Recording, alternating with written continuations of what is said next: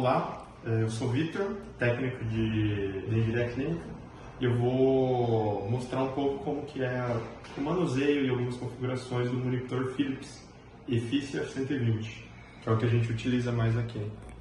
Das características físicas deles que você já pode olhar, aqui é uma tela principal, ele é por touch, o botão de ligar e desliga, silenciar, acionar a pressão invasiva, não invasiva, congelar e descongelar a tela e um rotor.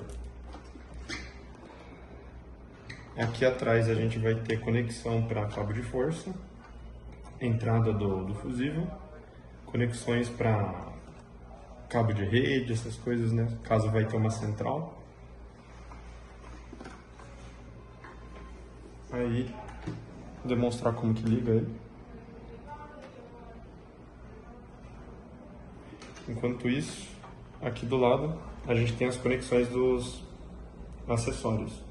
Conexão de ECG, saturação, pressão não invasiva e duas entradas para o canal de temperatura. Ele não é um monitor completo, então não vai vir com capnógrafo e nem entradas de pressão invasiva. Teria que ser só feito através de módulos. Então, no que ligou, ele já sempre vai ligar nessa tela com internação de paciente.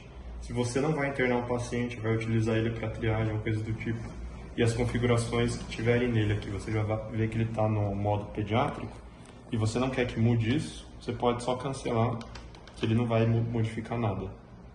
Se por um acaso você tivesse colocado OK, ele iria achar que você estaria internando outro paciente e ele iria configurar para o de fábrica. Então, por exemplo, se eu tivesse configurado para um adulto e você colocasse em OK, ele ia voltar para a CPED. Ou vice-versa, dependendo da configuração interna dele. Então aqui a gente tem a tela principal. Esse daqui é um parâmetro de tela de todas as formas de onda que é possível nele. Então você vê que aqui tem o ECG, saturação, respiração, a pressão não invasiva, as duas entradas de temperatura e a frequência também é demonstrado nos pulsos para a saturação. No dia a dia vocês vão precisar mais utilizar na hora de modificar, né, o alarmes de mínimo e máximo, que você vê aqui no ECG aqui. O máximo está acima de 160 bpm e o alarme abaixo de 75.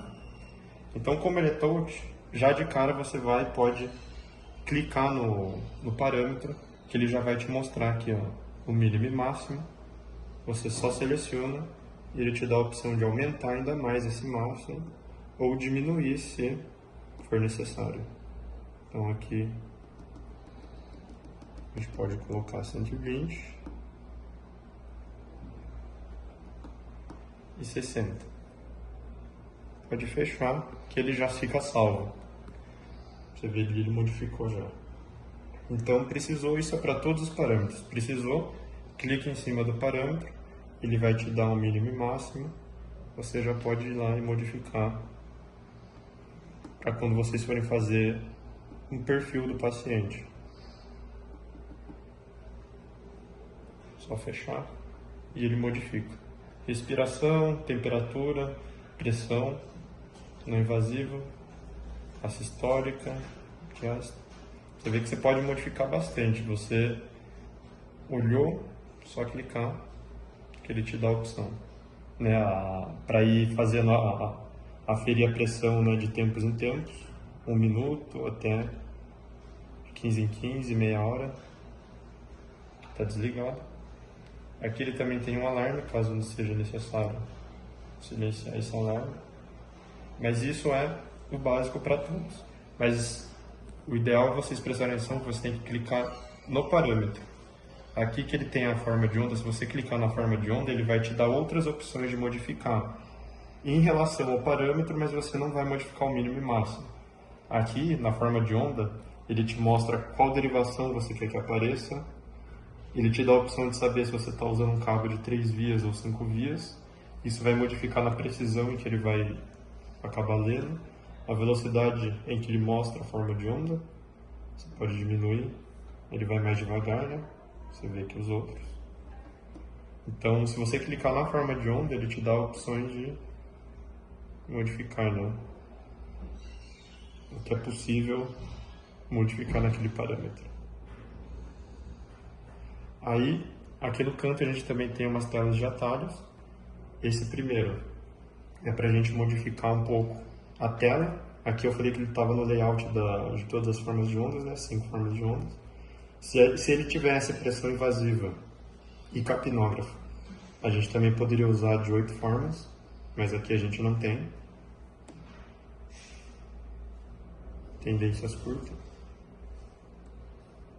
E número grande, que esse daqui é o ideal se você não vai utilizar muitos parâmetros. Por exemplo, se você não precisa ver a respiração, aí é bom demonstrar isso agora, né? Clicando também no parâmetro, a gente pode aqui embaixo, se ele está no CL medida, você pode modificar para qualquer outra medida.